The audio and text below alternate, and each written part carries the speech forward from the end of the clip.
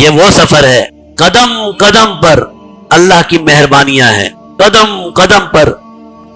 قدم قدم پر روحانیت ہے، قدم قدم پر عشق ہے،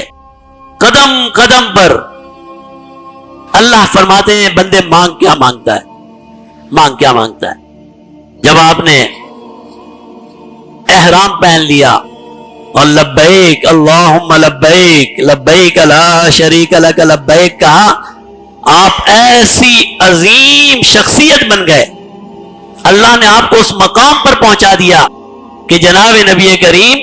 صلی اللہ علیہ وسلم فرماتے ہیں جب حاجی لبیک اللہم لبیک کی صدا کرتا ہے، آواز نکالتا ہے، فرمایا دائیں اور بائیں جتنے شجر ہیں، جتنے حجر ہیں، جتنے جانور ہیں، سب اس کی آواز کے ساتھ آواز ملاتے ہیں۔ بھئی تو کس قابل تھا، تو اس قابل تھا کہ تیری آواز کے ساتھ جانوروں کی آوازیں آ جائیں، تیری آوازوں کے ساتھ درختوں کی آوازیں آ جائیں، تیری آواز کے ساتھ سارے جانداروں کی آواز آ جائیں، تو وہ ایک ایک قدم اٹھاتا ہے تو اپنے رب کی رضا کی طرف اٹھاتا ہے، ایک ایک قدم، تیرا ہر قدم عشق اور محبت کا قدم ہے۔ اور جب تو اس بیت اللہ پر پہنچتا ہے تیرا رب یہ اعلان کرتا ہے چل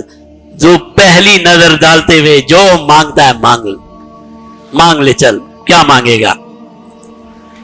وہ تو ہم اور آپ غافل ہیں، نعوذ باللہ، غافل ہیں، نعوذ باللہ، بڑے غافل ہیں۔ اللہ تعالیٰ ہمارے حجوں کو قبول فرمائے، ہمارے عمرے کو قبول فرمائے، بار بار ہمیں زیارت حرمین کی سعادت نصیب فرمائے۔ آپ نے بیت اللہ کی کو دیکھا، جو مانگنا ہے دل کھول کے مانگو، رب سے مانگنا ہے نا، کسی انسان سے تو نہیں مانگنا۔ اور پھر جب آپ نے طواف شروع کیا، فرمایا ہر قدم پر اللہ گناہوں کو معاف کرتے چلے جاتے ہیں، ایک ایک قدم پر تیرے گناہ معاف ہو رہے ہیں، ایک ایک قدم پر تیرے گناہ معاف ہو رہے ہیں۔ مقام ابراہیم پر آیا، 2 رکعت نماز پڑھی،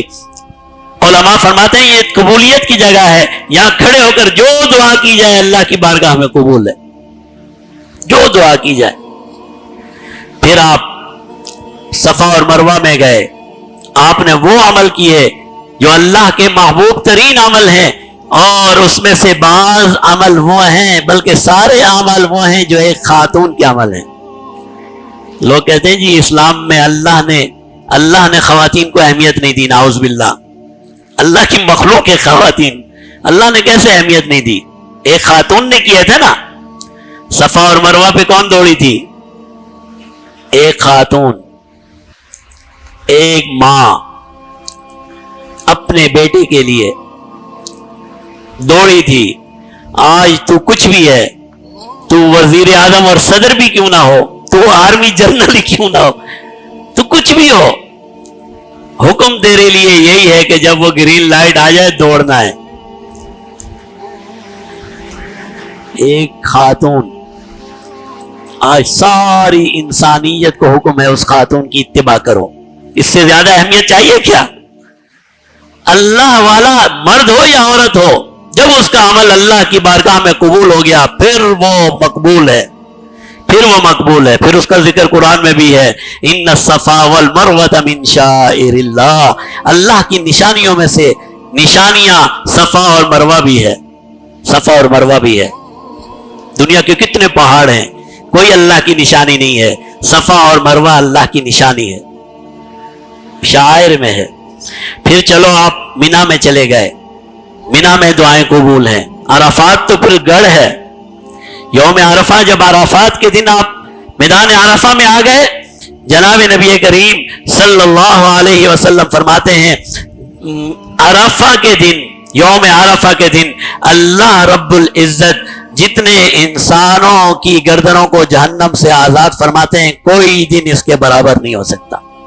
کوئی دن اس کی برابری نہیں کر سکتا۔ یوم عرفہ کے دن جناب نبی کریم صلی اللہ علیہ وسلم نے فرمایا شیطان سب سے زیادہ پریشان، سب سے زیادہ ذلیل، سب سے زیادہ رسوا یوم عرفہ کا دن ہوتا ہے، جب وہ دیکھتا ہے کہ جسے میں نے گناہوں سے انبار سے لاد دیا تھا،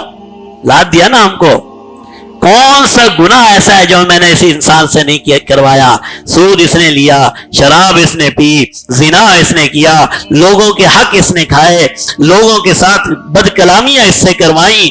نمازیں اس نے نہیں پڑھی، روزے اس نے نہیں رکھے، لیکن یہ یہاں پر آیا اور اس نے عہد کیا، اے اللہ آج کے بعد میں گناہ نہیں کروں گا۔ اللہ نے سب معاف کر دیا۔